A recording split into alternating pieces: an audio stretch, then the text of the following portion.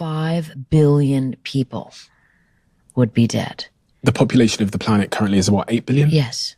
So there'd be 3 billion people still alive. Where shall I go to be one of the 3 billion? I was just in New Zealand and Australia. That's exactly where you'd go. Although, according to Toon, those are the only places that could actually sustain agriculture. Because most of the world is, certainly the mid-latitudes would be covered in these, sheets of ice, the freshwater bodies. And places like Iowa and Ukraine would be just snow for 10 years. And so agriculture would fail. And when agriculture fails, people just die. And on top of that, you have the radiation poisoning because the ozone layer will be so damaged and destroyed that you can't be outside in the sunlight. And so people will be forced to live underground. And so you have to imagine people living underground, fighting for food everywhere except for in New Zealand and Australia. If a thermonuclear missile landed on us right now in Midtown Manhattan, what would happen? A 1 megaton thermonuclear bomb hits with such a force. First, it's a blinding light. It's 180 million degrees worth of light. It's a pulse. Everything within miles is in a line of sight is set on fire. So you have 1 mile radius of fire. That's 19 football fields of fire. Think about how long that is. Imagine everything in the line of sight catching on fire. So you immediately have this mega fire. And people have seen the nuclear mushroom cloud in Hollywood movies, right? So the stem of the mushroom, that stem is a several 100-mile-an-hour vacuum, okay? I mean, a hurricane is 90 miles an hour. Right. Sucks everything up that has been turned into combusting carbon, basically. People, things, buildings. In a 9-mile radius, everything goes, and you have 30 feet of rubble. The nuclear mushroom cap, this 10, 20, 30-mile wide cap, is what's left of people. That's like debris of humans up there. If anyone launches on the United States, they are going to get the mother lode in response. 1,760 nuclear weapons that we have on ready for launch status. We would unload the whole clip. The whole arsenal. Everybody has a launch on morning capacity, or at least we in Russia do. And so if you launch, we launch. And then we're all dead. Soot blotting out the sun's rays for 8, 9, 10 years. The result is that agriculture fails. You have this incredible freezing world for a decade. And then agriculture fails and people starve to death. 72 minutes from nuclear launch to nuclear winter. And I describe it in great detail, like from Defense Department documents, by the way, like scientific facts about what happens, which should terrify everyone that we actually know such horrors, but we do. We do. All praise to the Most High, Yahweh, Ba'ashem, Yahawashi, Ba'ashem, Rakakmadash. Double honor to our apostles, elders, and bishops here at Great Millstone for teaching His truth that's going on around the earth. And this is your brother Itazawam from the Great Millstone here in St. Louis. Back at it again. We got a short lesson this evening based on that one clip, all right, in the front where you see these two, one guy, he's interviewing the lady, right? And she goes into what it would be like to have to witness or live through a nuclear fallout, basically, all right? So she gave her description. I think it was two pieces of two different interviews put together. Got that piece from the brother Arrows of Indignation, all right? I believe that brother's in North Carolina somewhere, I'm not sure. But anyway, you can go to his channel and subscribe to his channel if you haven't already done so, all right?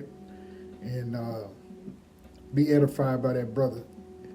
Anyway, what we saw in that clip was the discussion of nuclear war, if you want to say it that way, or how nuclear weapons work.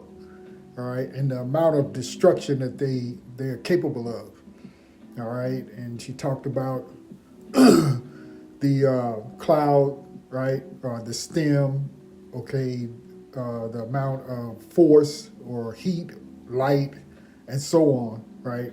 So we saw the clip, and so it put me in the mind of a few scriptures, and we're going to put the scriptures to that clip to show you that this was already prophesied in the scriptures. If you don't already know it, of course, the brothers and sisters out there, you already know what the scriptures say about the end of Babylon, okay, and the use of these types of weaponry, right, in which the Lord gave them the ability, gave the Edomites, right, Teman, if you will, right, they're smartest engineers and nuclear physicists and so on, right, gave them the ability to create these types of weapons as he did for the smith, all right.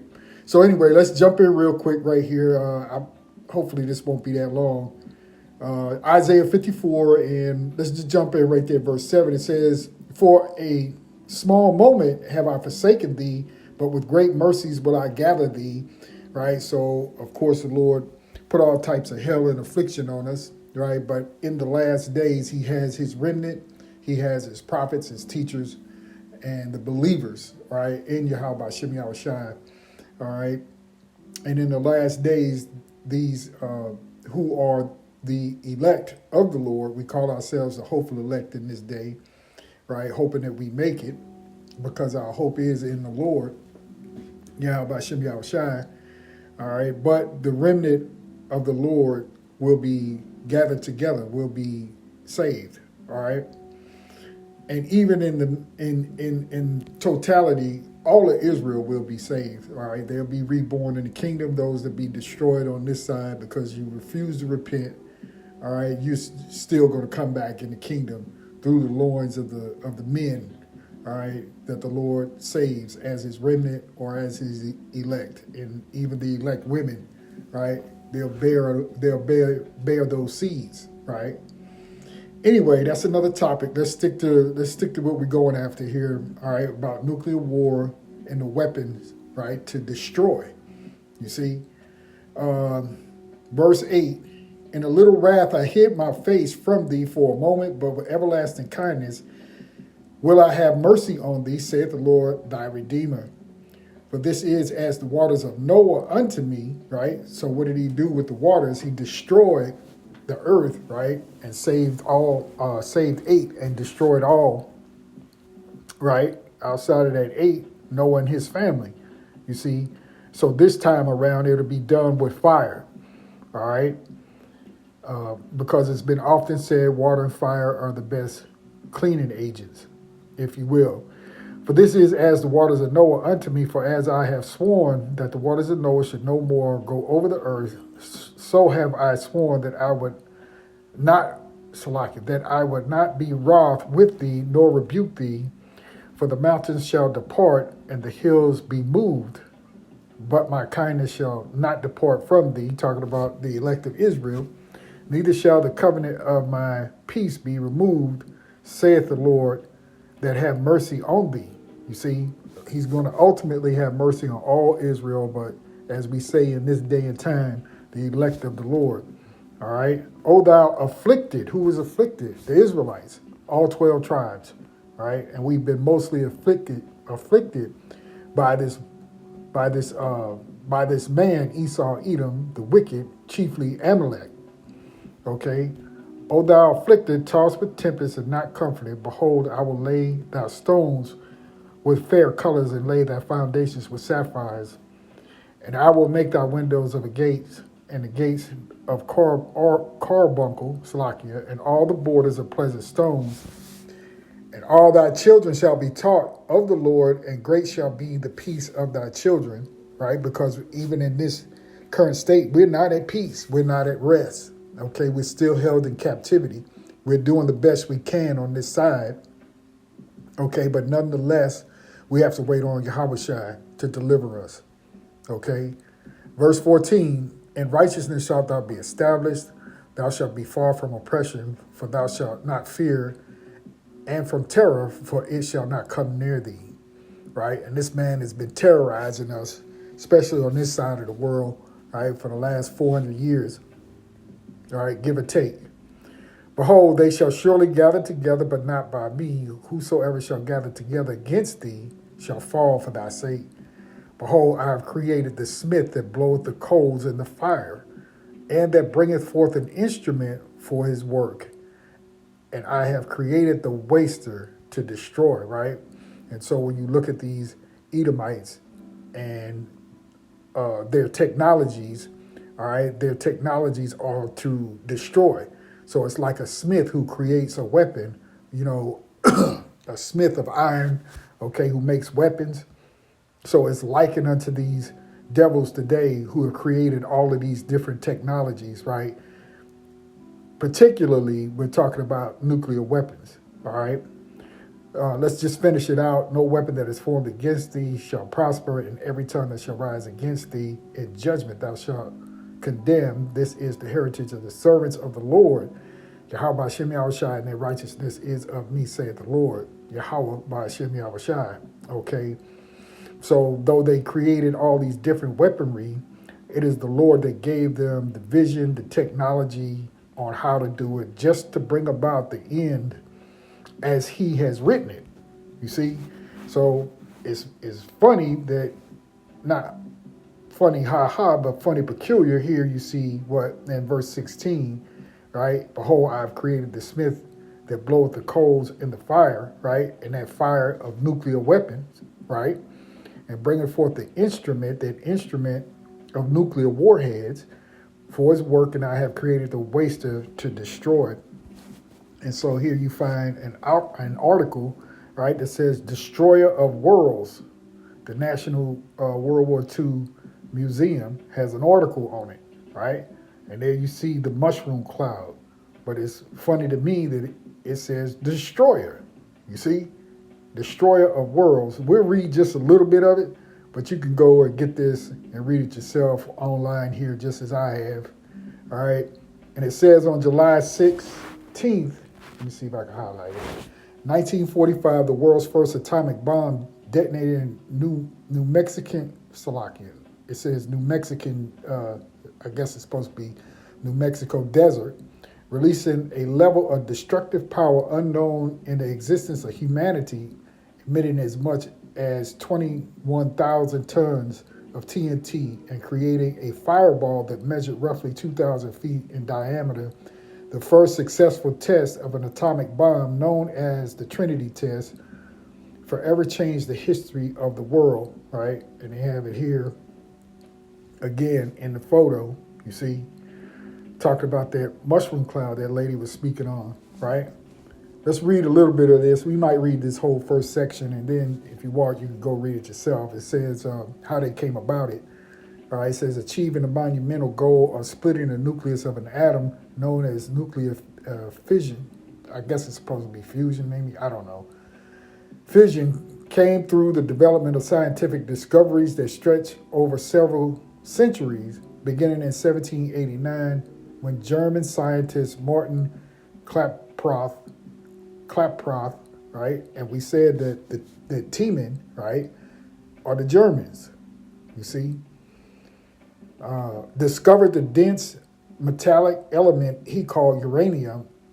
Exploration of atomic energy and radiation came to fascinate scientific minds as Marie Curie was conducting her groundbreaking research on uranium in the late 19th century. She found that the element was naturally radioactive.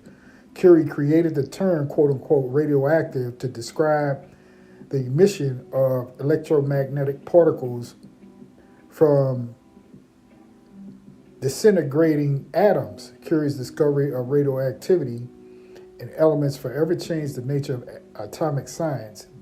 Building from this research, the British physicist Ernest Rutherford in 1911 formulated a model of the atom in which low-mass electrons orbited and charged nucleus that contained the bulk of the atom's mass. Okay, so it goes on and it tells you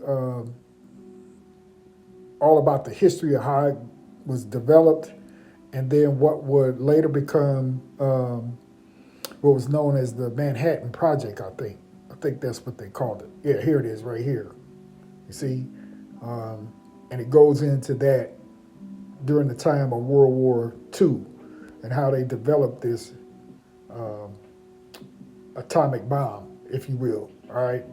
But we're not going to read all of that, okay, just to give you an idea that there is something out there that talks about its development. Like I said, it's called Destroyer of Worlds, the making of an atomic bomb, you see, which is already prophesied in the scriptures.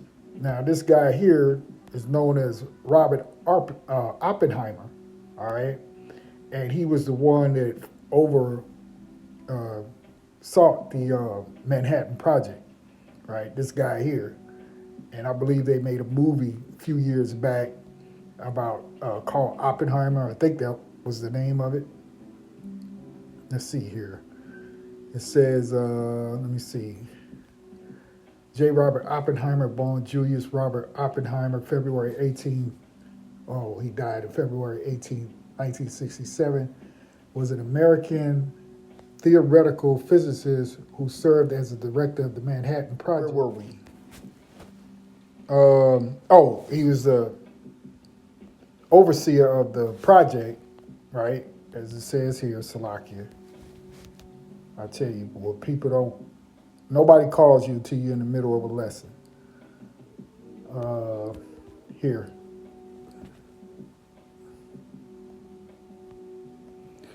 All right, so he was manager of this project here, all right?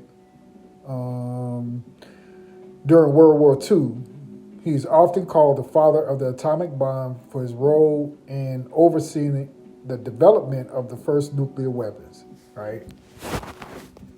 Forgive me. So it gives his history and his background and all that kind of thing on Wikipedia, all right? But this is the guy here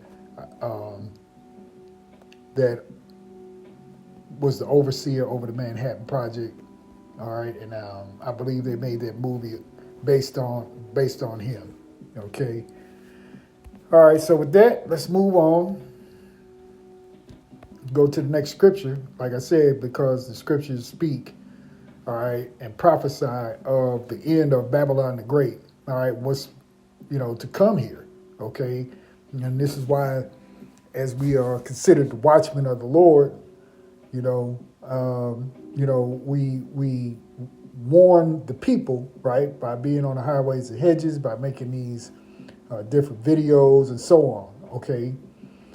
So let's just look at this. Isaiah 34:1, it says, "Come near, ye nations, to hear, and hearken, ye people. Let the earth hear, and all that is therein, the world, and all things that come forth of it.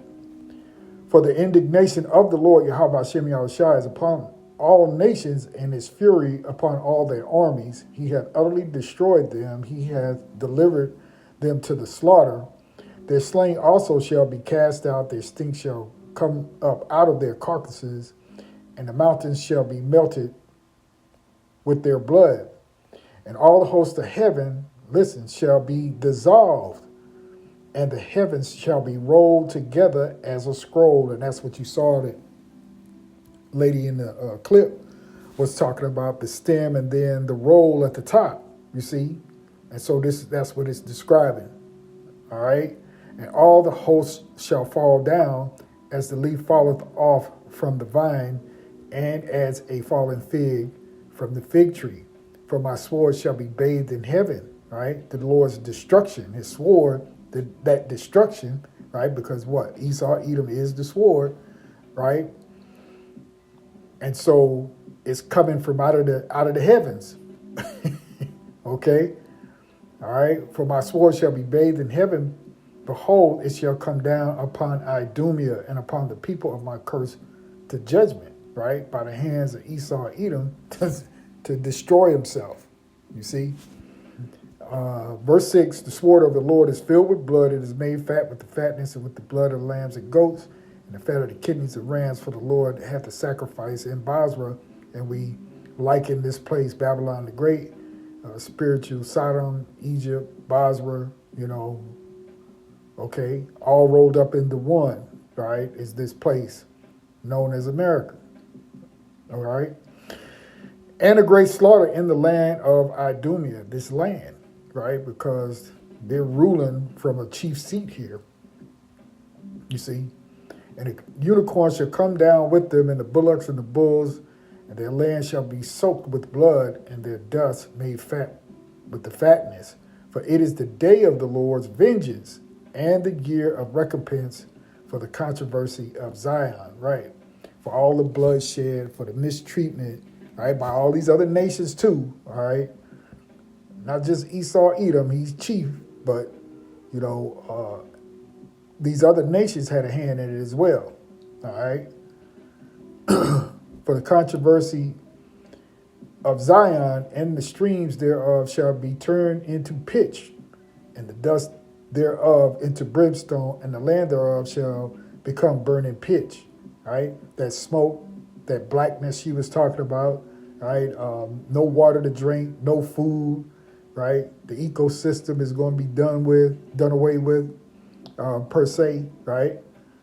So, as she went on to say that maybe, for 10 years it'll be a nuclear winter, right? Certain places on the earth may be safe. We don't know what those places are. However the Lord sees fit. You see?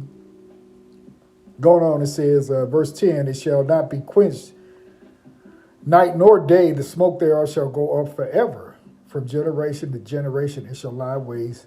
None shall pass through it forever and ever, talking about this land.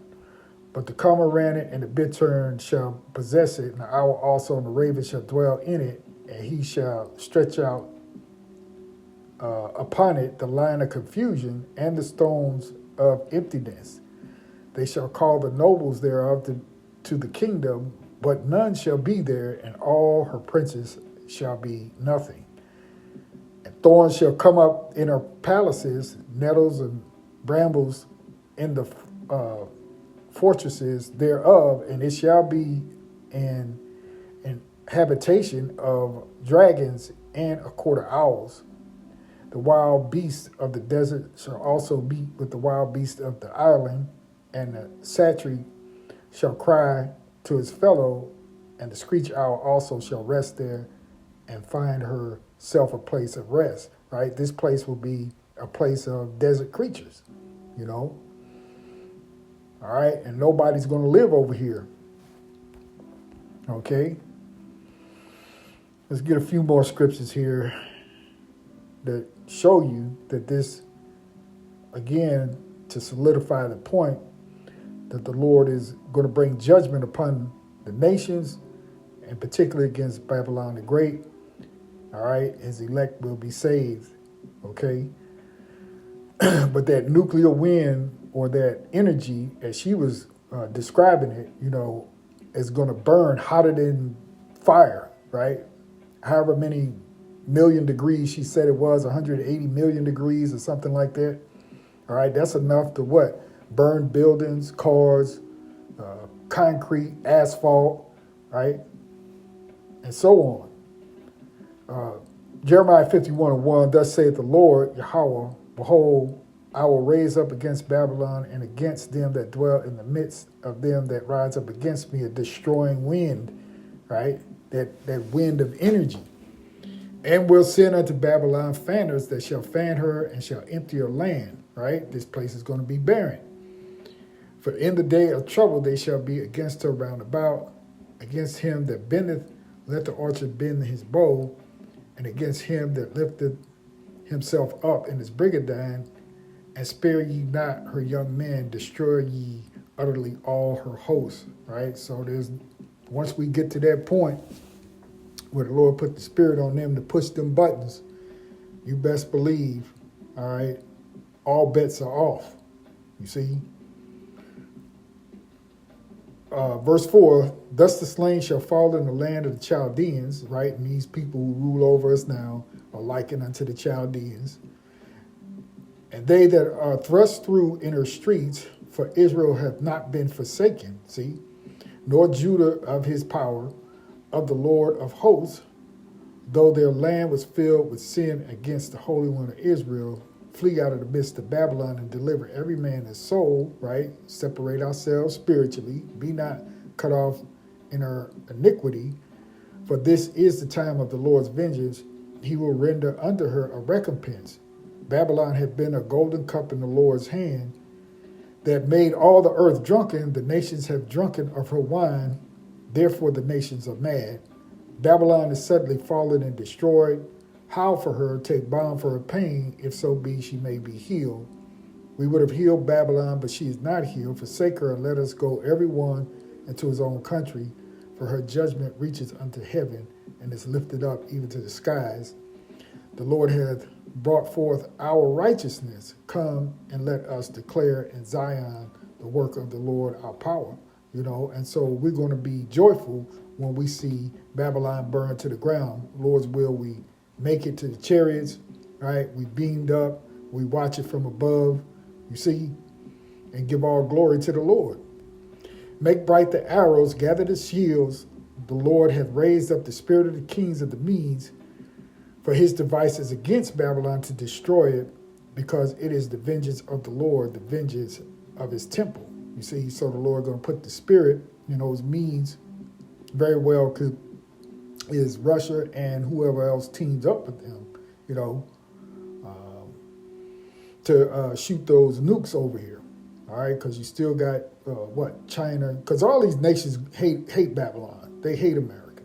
You see, you got the Turks and Turkey, Russia, China, North Korea. You got some other countries in there, possibly Pakistan. Verse 12, set up the standard upon the walls of Babylon, right? Make the watch strong, set up the watchmen, right? And that's what you see now. The men of the Lord, the true men of the Lord who preach the 100% gospel, right? Here at Great Millstone and like-minded brothers who are on the walls, right? Who are on the streets, who are, taking to YouTube and other platforms to preach this gospel, right? To put up lessons so that those of you out there can learn. You see, prepare the ambushes, for the Lord hath both devised and done that which he spake against the inhabitants of Babylon. O thou that dwellest upon many waters, abundant in treasures, thine end is come, and the measure of thy covetousness, right? You got DJ Trump who's trying to covet everybody else's land, right? Who wants all the riches, right? Because they can never get enough, you see? And when we go over here to Revelation 18, we start right here, verse 19. Salakia. Let me see. No, let's go up. Let's see here.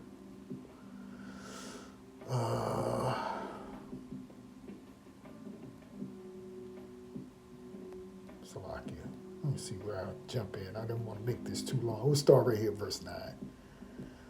Revelation 18 and 9, and the kings of the earth who have committed fornication and lived deliciously with her, right? Because this is a place of riches, okay?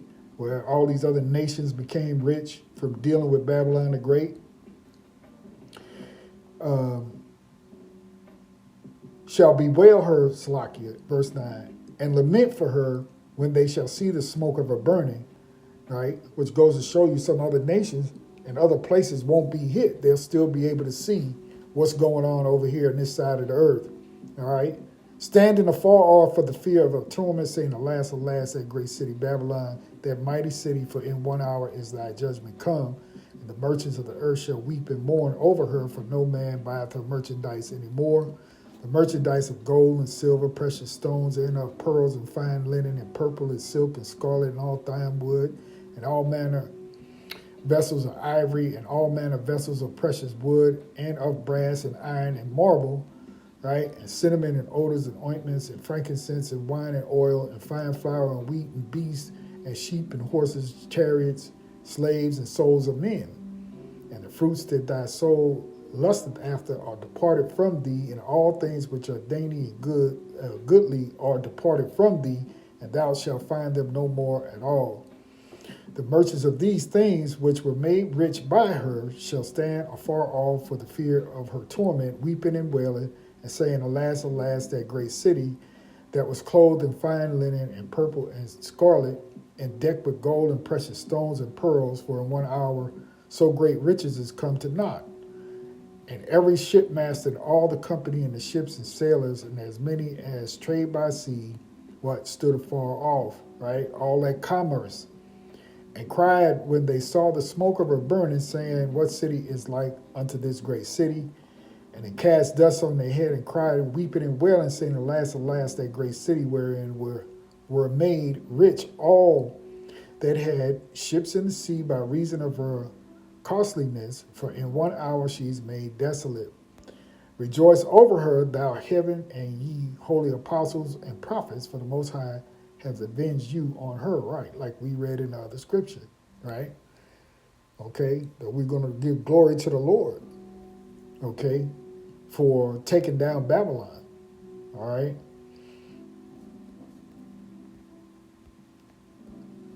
I'm running a little bit long here, Salakia. We'll get these last few and we'll wrap it up. This is 2 Peter 3:10. It says, But the day of the Lord will come as a thief in the night, in the which the heavens shall pass away with great noise, right? What's that noise? You see? And the elements shall melt with fervent heat, right? The earth also and the works that are therein shall be burned up. Seeing then that all these things shall be dissolved, right? When you dissolve something, it's destroyed. True? What matter a person ought ye to be in all holy conversation and godliness, looking for and hastening unto the coming of the day of the Most High, wherein the heavens, being on fire, shall be dissolved, and the elements shall melt with fervent heat. You see? So that's what we're looking for, right? This new heaven to come down. Verse 13, Nevertheless, we according to his promise look for what? New heavens and a new earth wherein dwelleth righteousness. Right. We tired of this wicked ass place, and we tired of these wicked people, the wicked, ruling in the earth, destroying everything. You see? Let's get Malachi 4:1 and we'll be done here. All right. Malachi 4:1, For behold, the day cometh that shall burn as an oven, and all the proud, yea, and all that do wickedly shall be stubble, and the day that cometh shall burn them up, saith the Lord of hosts, that it shall leave them neither root nor branch. But unto you that fear my name shall the Son of Righteousness arise with healing in his wings, and ye shall go forth and grow up as calves of the stall, right? The elect of the Lord will be saved out of this, right? The destruction of Babylon, right? The Babylonian system, everything, all things Babylon, all right, will be destroyed. You see? So anyway, I saw that clip the brother put up and said, you know what, that'll be a pretty interesting topic to go into. Like I said, I found this. It says destroyer of worlds, right? The making of the atomic bomb. And of course, that scripture just jumped out at me, all right? This says right here, Isaiah 54:16, Behold, I have created the smith that bloweth the coal. The smith is Teman, is the Germans that came up with, all right, not literally, you know, figuratively speaking, we know, you know, Yahweh Shem Yahushua put it in their minds to do it. Behold, I have created the smith that bloweth the coals in the fire, and that bringeth forth an instrument for his work, and I have created the waster to destroy, right? So we kind of liken that unto what's going on now and what we see and what these other countries around the world have. They have the same capability, right, as these devils over here on this side, you see? So destruction is coming to Babylon the Great, just a matter of time, all right? And all we have to do is wait on the Lord, okay? Salakia, you know, like I said, I got interrupted on the call and kind of threw me off a little bit. But nonetheless, you know, we got the lesson done. Lord willing, it was edifying, all right? So we'll close right there, giving all praise, honor, and glory unto Yahweh by Hashem Yahushua. Shalom.